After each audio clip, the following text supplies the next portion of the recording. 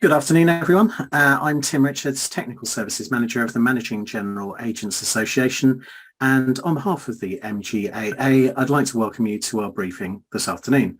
This is being delivered by Premium Credit on the subject of how premium finance can maximise your business growth.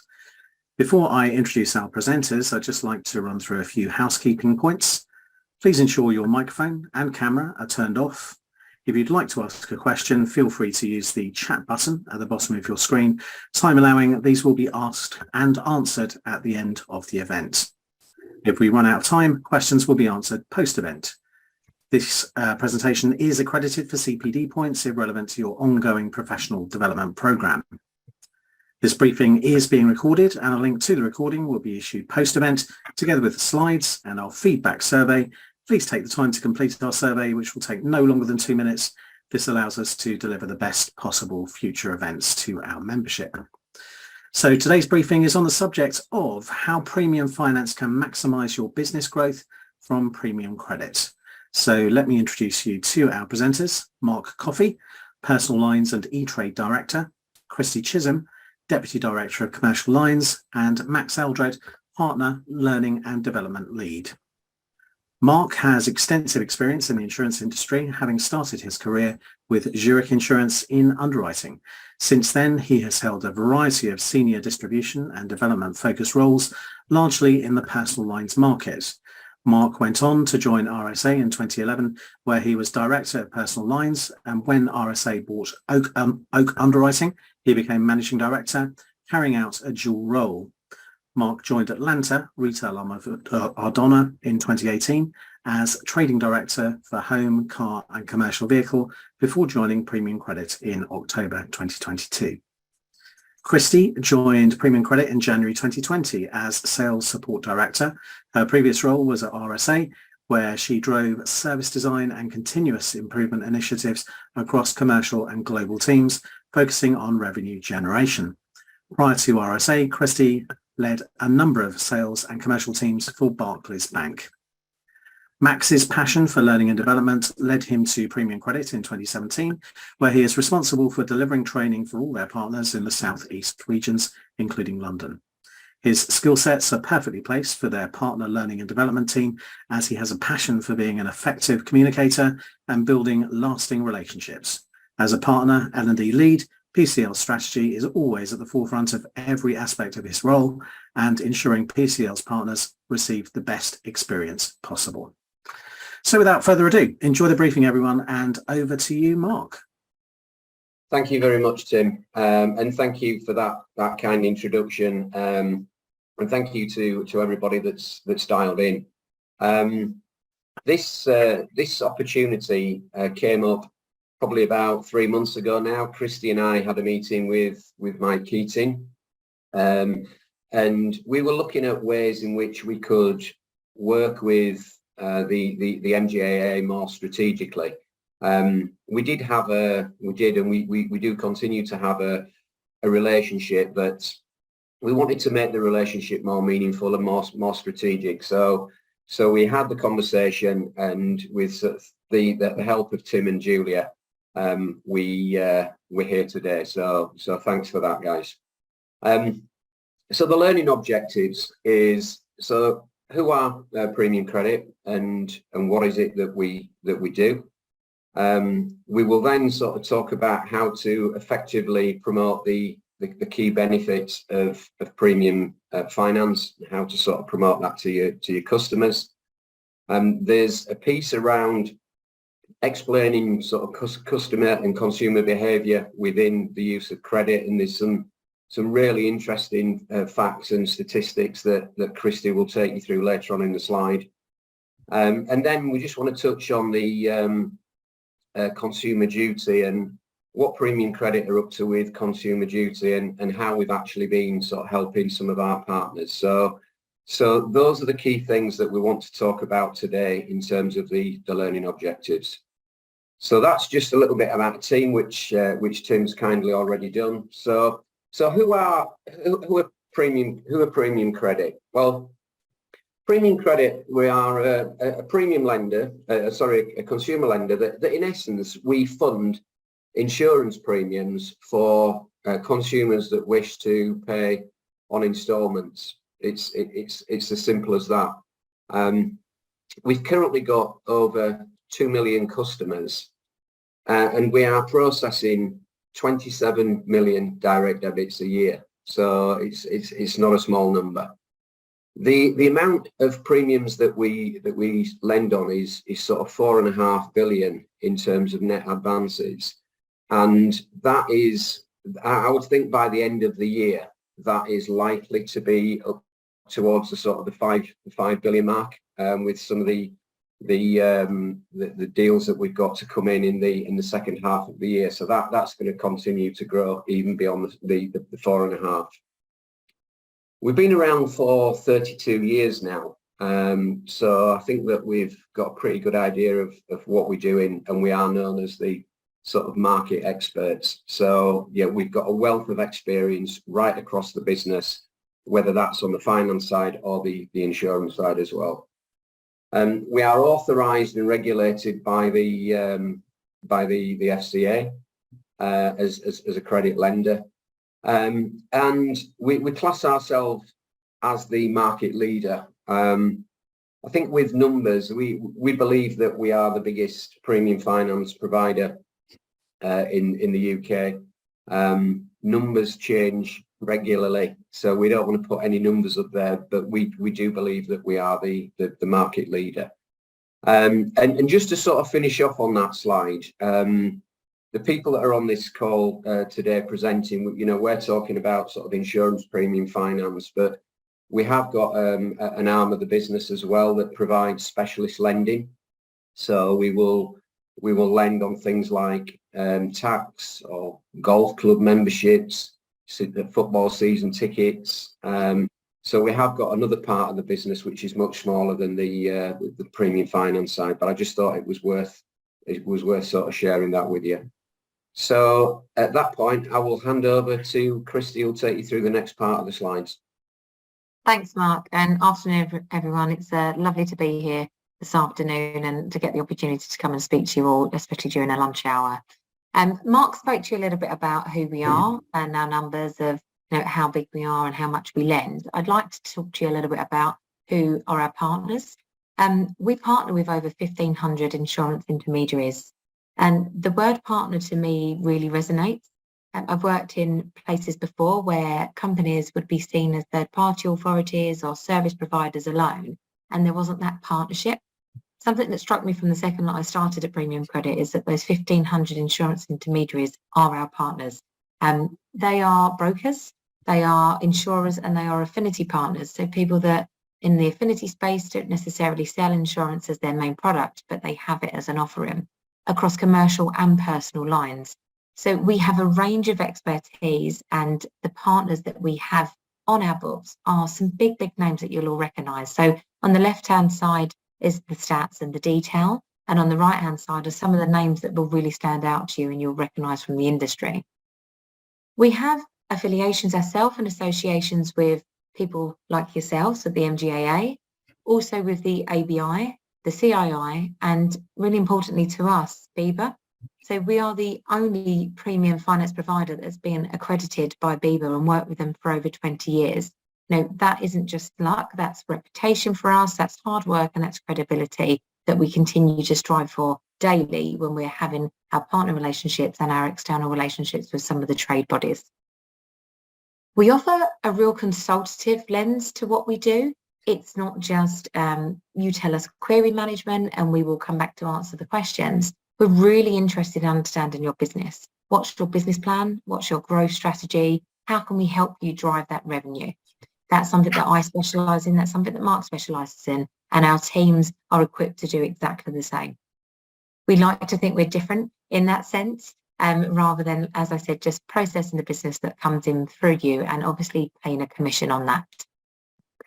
You'll probably ask yourself, okay, what is different about what you do? And on the next slide, you'll see that actually how we interact with our partner base is much more of an informative, insight-based. So at highest level, when we're talking about strategy of plans, what we provide our partners to really consider are stats like these that you see on the screen. So we provide an insurance index each year, which two of the next slides, this slide and the slide after, will give you some really key data to sit back and listen to look at trends in the market with our consumers and with our commercial businesses. Who's using finance, for what, and how are they paying? So some of these numbers may surprise you, but some of them won't, because I think things like car insurance and home insurance are a given. But actually, when we look on the other side of the fence at the property insurance and public and product insurance, they are on the rise. And they're on the rise because it's convenient to pay via monthly instalments. On the next slide, you'll see more so from kind of an SME perspective. Yes, we have a huge amount, so 70% of consumers and more pay than half of the 51% of SMEs and corporates using finance on their insurance policies, at least one or more of the policies. And we're up to now nearly 2 out of 5, that 38% that you see here of consumers who use some form of credit to pay for one or more of the insurance policies to borrow against that. For us, that's sensible, that's smart. Our strategy is to offer finance to our partners and to their end clients 100% of the time. So whether it be to help them with their retention strategy or to help them win new business. If we can help you with these stats and this knowledge that we have produced from our insurance index, position that, I like to call them golden nuggets of information, in one of your pre-renewal meetings or in a bid meeting where you're trying to win that business. It makes you guys, as well as us, look like we really understand this market, which we do. So we provide that information, we attach all of these snippets of gold into a quote pack, into a cost benefit analysis tool to help maximize the information that we have and your win ratio. I'll just draw your attention, if I can, to the right-hand side of this screen, because it's a massive compliment for us to have Steve White, the CEO of behaviour, actually give us this endorsement. And I'm just going to read through that slightly for you. So the British insurance broking community works hard to deliver first-class insurance solutions for personal and business customers. Premium finance plays an increasingly important role in enabling customers to access the cover they need, when they need it, and at the right price, whilst also giving brokers significant opportunity to grow their businesses. As beaver's only accredited premium finance provider, we endorse Premium Credit's award-winning payment solutions. I'll just pause for a second, because as I say, it's not often you have a CEO of a company and in the industry that we're in of beaver to give you that accreditation. And that is based on the information that we're sharing with you today. So on the next slide, it brings to life just how granular detail we get down into with our partners when we're talking in our quarterly business reviews and in our monthly meetings. This is kind of pinnacle at the moment with what we're seeing in the Bank of England with the base rate going up and the increases. And it's hard in the market to talk about finance options when the kind of interest rates are so high. But actually, when we look outside, and again from the index, it shows us that if people aren't choosing premium finance to finance their premiums, they are looking at alternative finance options. And on the screen in front of you, you'll see the comparatives of what we are finding that people are using. And that's through credit cards, overdrafts, kind of some direct debit schemes, and also smaller ways of paying that cost a lot more money over time. So we really do try to encourage, as I said, 100% offer, to put that information in front of the end client for them to make an informed decision. And us as responsible lenders, we want to make sure that it's affordable and we are able to help out where we can in the economy. Flicking on to the next slide, how are we doing that? So I spoke a lot about our strategy there with offering 100% of the time, looking at our CBA tools, but actually we've invested heavily into technology as well in premium credit.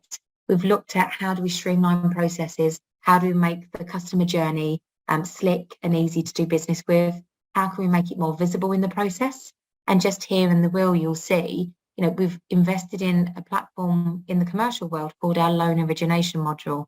Really snappy with the title, I know, but it does what it says on the tin. So we look at instantly underwriting decisions. We've got no premiums as a minimum there, fully integrated with all of the main software houses, pre-approval where possible. So with a handful of data that we ingest, can we make a decision on that or decision in principle on that to help you go and win that business knowing that you've already got premium finance secured. Case tracking, query, management around when is funding, where is it in the process, who's it with. It's fully visible on our interactive system, and that flexible payments and terms option available. We have seen again an increase across our offering of, not just the average 6 and 10 months payments, but we're now looking at 3 months payments to compete in that market of Klarna and PayPal, and really give our partners and their end clients what they need. We're listening to what's going on and we're acting accordingly. Thanks, Christy. So I'm just going to go through a few sort of highlights and examples here, which are predominantly sort of personalised based testimonials and some case studies. And I think it highlights a number of things for me. So look at the first one, which is Chubb. So we provide the finance for Chubb's high net worth customers, and they've been with us for 16 years. And the testimonial really from them, the sort of the summary of that is we've been working with them for 16 years, but our proposition continues to evolve. So when we start looking at some of our contracts that are coming up for renewal, we don't just sit back on our laurels. We try and get out there and seek views and opinions in terms of, does the proposition need to change, what's the service like, etc., etc. So there's a lot of that work that goes on long before we even reach a contract stage. But I think that that's testament that an organisation like Chubb, with their reputation, have been working with us, and that's on a bespoke system for 16 years. The post office, so we do their home and motor, again off their own system, been with them for 2 years. And when they were looking at sort of how they actually sort of transacted this line of business, it was all about systems and systems integration. And again, we won that deal, and we're in negotiations already to renew it. We're coming to the end, and they've given indication that they want to renew that with us as well. So that's good news. RAC, so for anybody on a traditional software house platform, so RAC have been with us. It's coming up for sort of 10 months now is this deal. And they were looking at the sort of the customer journey, the integration, what the customer experience was likely to be, what the customer journeys were going to be. And again, no hesitation in coming with us, but that's off a proprietary software house system. Again, another high net worth player, AXA. So, AXA have been with us for 4 years now. And again, that is a piece that continually evolves around customer, around journey, around service. And you may have seen in the press, it came out last week, that AXA have chosen premium credit to finance the majority of their commercial business, which is a huge win for us. But I think that it's testament in terms of what we've already done. So it started with a small opportunity in the high net worth area, and it has ended up in a huge opportunity for us across their commercial business. And then the last one is And UK. So again, this is of a system called Guidewire, which some of the MGAs I know work off. But again, it's the system that we're allowed to sort of plug directly into our own systems to make the journey so much easier.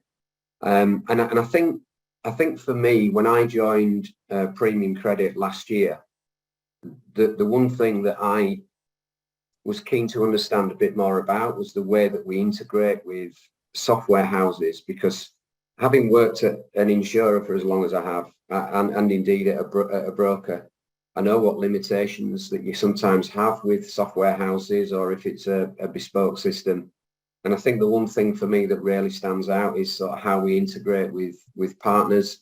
I think we deal with something like 16 different sort of platform integrations, and you are able to sort of deal with us on a bespoke basis as well. So, that's just giving you a flavour some of the things that we've done with brands that you would recognise. So once we've signed the partners up, what do we then do? Well, we don't just leave them to it. We guide them through how to sort of integrate, what that training looks like. I'll now hand over to Max, who can talk you through it. Brilliant. Thank you very much, Mark. And just to echo your attendance, thank you for joining us this afternoon. What I wanted to do was just spend a few minutes kind of talking through one of our USPs in our learning and development team. So we've got 5 members in our L&D team that are all kind of regionally based and so therefore provide national coverage from a partner support point of view. Separated in regions, the North, which includes Scotland and Northern Ireland, the Midlands, and then 2 southern regions in the Southwest and the Southeast. The training that we provide varies. So there's two effective channels of training that is provided. That's either virtual or face-to-face. How we identify the solution in terms of how the training is delivered will be varied depending on a number of factors, whether that's the opportunity, the number of people that require the training, or also the general material that we're actually covering. But the first thing that we'll always conduct before we even provide any training is a training needs analysis. So where does the actual need sit from an L&D and from a training perspective? And one of the activities that we have completed is to try and create a road cycle or a roadmap, I should say, of a general customer journey. And a customer journey from a buying kind of and selling cycle. And there's sort of 3 keys, or 3 sort of circular keys at this point, where it's sort of broker-led, PCL-led, and then dual involvement between us and PCL. And without talking through each individual stage, there are various different stages, and this is just a generic kind of sort of selling and buying cycle. So from identifying the opportunity from the get-go right the way through to a client renewal. And the reason why we took the time to conduct this initial activity is because we wanted to think about, whilst there are some specific PCL-led touch points, how do we as an L&D team actually provide training for every single stage in the customer cycle, which kind of ties in almost nicely into this slide here, because what I wanted to talk through was actually what do we provide? What does that training material and the training courses and the modules actually look like? And we've got a plethora of training material ultimately, and there's 2 sort of functions or 2 strands to the training that we provide. So we've got our core kind of product training, if you like, that we call. So that's it in 2 separate sort of sections. We've got our system and product knowledge training, if you like. So guiding sort of our partners through how to use either our plasma or our interactive systems, and the various sort of processes and procedures that are attached to that from both a partner point of view, but also the actual end customer as well. What we then also provide is training on how to efficiently, effectively, compliantly sell premium finance. Because one of the challenges that we're most commonly faced with is how is premium finance actually positioned to the customer? Is it just a simple, you can pay by monthly instalments, which, whilst that isn't incorrect, we really focus on where do we highlight value add from a premium finance aspect, because premium finance is a product, and it's a product that genuinely has value. It's ultimately our job to educate and provide insights into how do we identify what that value looks like. So if it's in the commercial world, we look at things like capital reinvestment and some of the kind of corporation tax benefits that are attached to premium finance. But we try and educate them on using the insights and conversations they have with their clients to say, well, actually, not only can you pay by monthly instalments, but we think this is the right choice for you because you've mentioned that you're looking to, invest £50,000 in new solar panels, for example, because what premium finance will do is free up sort of capital to contribute towards those investment and business plans. And that's the narrative that we're trying to change, if you like, in terms of how premium finance is positioned, because in doing it in the latter way, I'm still telling the client they can pay by monthly instalments, but I'm highlighting why that's a valuable solution for that particular client. You know, in the personal line space, it's a slightly different conversation, and to be quite honest with you, a more challenging conversation, because you know, you can't get into the realms of talking about capital reinvestment where premiums are in the couple of £100 sort of section. So it's more about how do I use kind of psychology and build the best possible connection to maximise my opportunity to create those selling opportunities from a client point of view, whilst also bearing in mind the compliance element through selling to regulated customers at the same time. So that's our core product offering, if you like. That's our bread and butter, so to speak. But what we've also just started to do is, as I've mentioned on that previous slide with that roadmap, is where else can we provide training and support that will enhance the skill sets of the individuals receiving the training to be able to effectively do those other bullet points, identifying need, delivering solutions, those types of things. So what we've also now got is, you know, upwards of 20 hours of CPD accredited training material, which is focused on sort of soft skills type training, but professional development ultimately that has nothing to do with premium finance specifically, but also still adds a lot of value and is one of our USPs. So we've got 2 sales programs that we have created, and it's designed to appeal to certain and specific audiences. So our first sales program is more that telephony-based selling, which is a 4-stage module, which looks at the psychology in selling, the personality profiling, building connections, and then, you know, asking the questions and active listening to explore their needs, right the way through to how do I deliver a proposal that's bespoke to that individual based on all of those previous factors.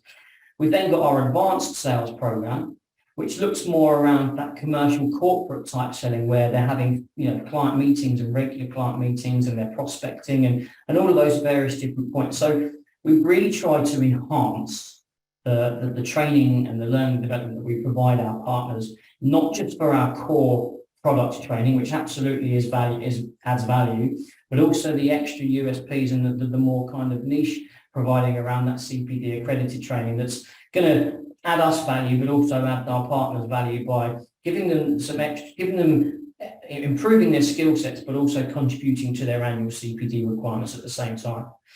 So that just gives you an idea as to the support that we provide, and we spend lots of time from the get-go, like as I say, with the training needs analysis to identify, you know, where is it that you're looking to utilise the training, and then plan and put a kind of full training plan and schedule together, whereby we provide this bespoke and unique training for our partners.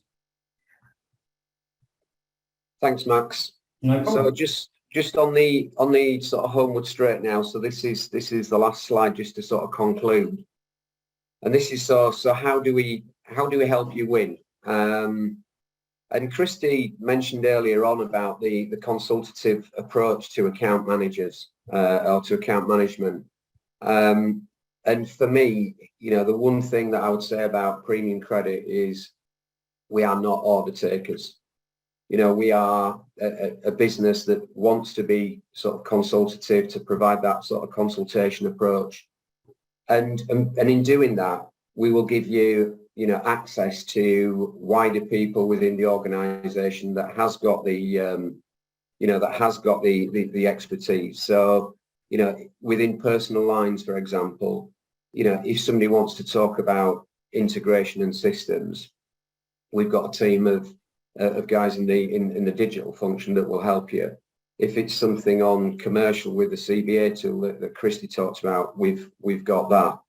I think for me, when I talk about partnership is around both organisations being indispensable for one another. That for me is where we need to get to, is that neither of us can sort of work without the other one, and that's where we want to get to. And I think that's where, if I look at the contract renewals, you know, the win rate is very, very, very high indeed, and that's because of the proposition that we provide. So a really consultative approach towards account management.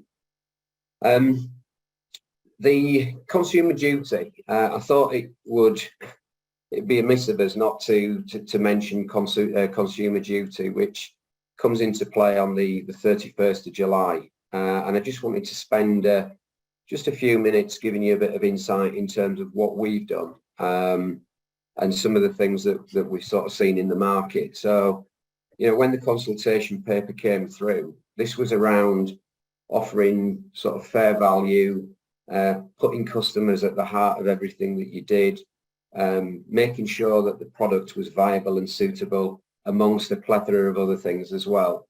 And to be honest with you, I thought that's what everybody did already. You know, it was, why do we need another piece of regulation coming in? But, you know, we've been working on this now for over 12 months, 11 different work streams. And we got to a position in April where, as a product manufacturer, we were able to put our fair value assessment on a web page, which is contained within the sort of the premium credit website as well. So you can go on and have a look at that. So that was a massive piece of work for us. And how we've been helping some of our partners is around the APRs that some of our partners charge. So in the personal lines area, there's some really, really high APRs across the market. There's not that many, I'm pleased to say, with premium credit, but the FCA, you know, they actually got off the fence at a recent CEO event and said that any organisation charging sort of 30% APR, it was sort of deemed as a tax on the poor. So APRs above 30% was, when I say frowned upon, but would certainly, you know, it would draw the attention of the eye of the FCA. Now, that's not to say that that's not the right figure, but what it does mean is that, you know, you as your own organisation that want to use premium finances, you'll need to, you know, conduct your own fair value assessment in the way that we've done. So how we've sort of helped some of our partners is, you know, where they are trying to articulate how they've arrived at a particular figure, you know, we've been able to sort of guide them along that process. So as an example, if you look after telematics business where, you know, there's a large degree of churn, the cancellations are high, the NTUs are high, there's a lot of touch points in there, it's very expensive to run, then you may have an APR above 30% and that may be fully justified. But as long as you have gone through each element of it to produce your fair value assessment, then something in excess of 30 is fine. However, you know, if you are charging some silly APRs of sort of 35% plus on home insurance, where there's very, very little touch points with small average premiums and not a great deal of cancellations and NTUs, then I think that you would sort of have some justification to provide to the FCA. So we've been sort of commenting on that. We've been helping some of our brokers that are pushing towards 30 or just beyond 30, and help them with their fair value assessment. But, you know, I can't emphasise enough that is a real sort of critical new piece of regulation that's coming in on the 31st of July, which I'm sure you're all aware of. But again, anybody wishing to speak to us about that, we can offer some support and some advice on that. The customer journey, I think that sort of theme has come through the presentation from start to finish. You know, we find that our partners like to deal with us because we're easy to deal with. You know, both systematically and from a digital perspective as well. So we feel that, you know, our customer journey is the best in the market. And then not least to mention, you know, the commercial proposition as well. You know, at the end of the day, you know, there's nothing wrong with premium credit or you as MGAs making money. You know, as long as it's within the realms of fair value, the fair value assessment, of course. But, you know, we will provide a compelling commercial proposition that takes into account not just a keen net rate that we will look to offer, but everything that goes with it as well in terms of the, you know, the wider consultative approach to account management. So, you know, we feel we've got a very, very strong proposition. we're more than happy to, to help you with anything that you need help with. But hopefully that's given you a summary of what we're about. So just to recap, we said that, we describe who PCL are and what they do. Hopefully we've given you a bit more information on that now. Christy then sort of took you through, some of the figures that we're seeing in the market with the use of sort of premium credit and customer behaviour in premium credit as well. And I think the slide, particularly around when, you're looking at what credit card payments are, short-term bank loans, etc., I think that is, again, really, really compelling in terms of sort of how premium credits, premium finance stacks up against them. And it gives you, it gives you a real good feeling of what else is going on in the market. And then sort of how we are approaching consumer duty. So, hopefully that's been a useful session. And just to sort of finish off, there's a QR code there. So there's the contact details of Christy, Max, and myself on there. And there's a QR code as well that, if you want to sort of take a picture of that on your your phones, just asking a few questions, and if you want to get in contact with us, then that's the way to do it. Or alternatively, as Tim said at the outset, you will be sent copies of the slides. So feel free to either email us or use the QR code, which would be preferable because it gives us a little bit more information. So that draws the sort of presentation to the to the end. As I say, I hope you found it useful. The three of us have really welcomed the opportunity to speak to you all today, and hope that we can sort of work closer together. So Tim, I just throw it open now. I don't know if there's any questions that's come through while we've been speaking. I haven't got any so far, Mark. So just to reiterate, if anyone does have any questions, either come off mute, feel free to do that, or type them into the meeting chat box.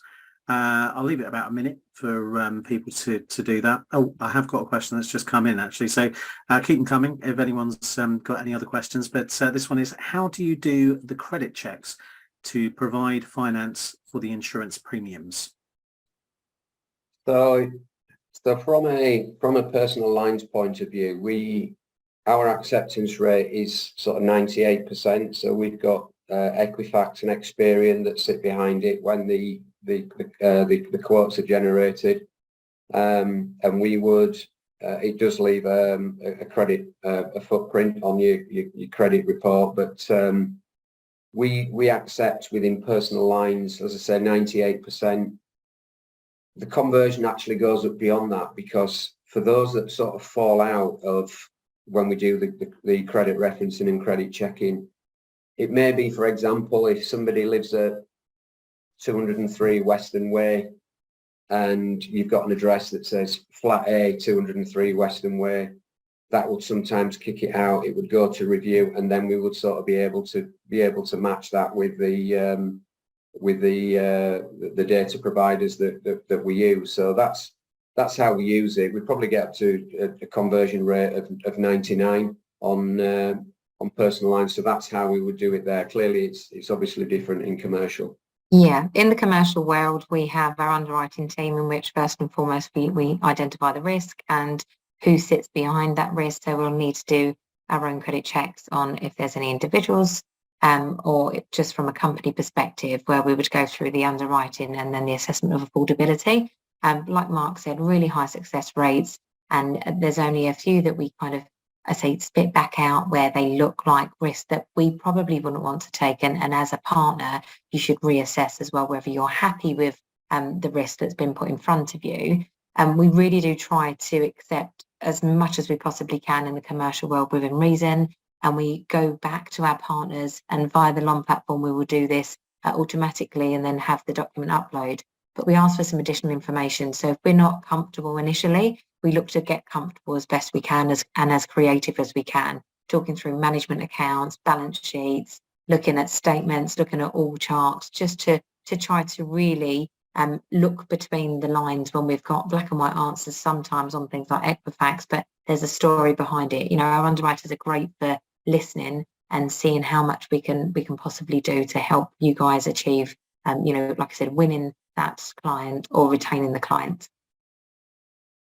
Great. Thanks, Christy. I've got no further questions, just one comment, which is positive. Thanks. I found it really informative, so that's good to hear. So I'll draw it to a close on that note. So just to say thanks so much for your presentation today, Mark, Christy and Max. I'd just like to take this opportunity to remind you that the MGAA's annual conference is on the 6th of July at Old Billingsgate with the theme of Community in Action. So do see our website for full details of that. Thanks for everyone for joining us. Please don't forget to provide your feedback and look out for forthcoming MGAA events. Hope you all have a productive afternoon. Thanks again for joining us and see you all soon.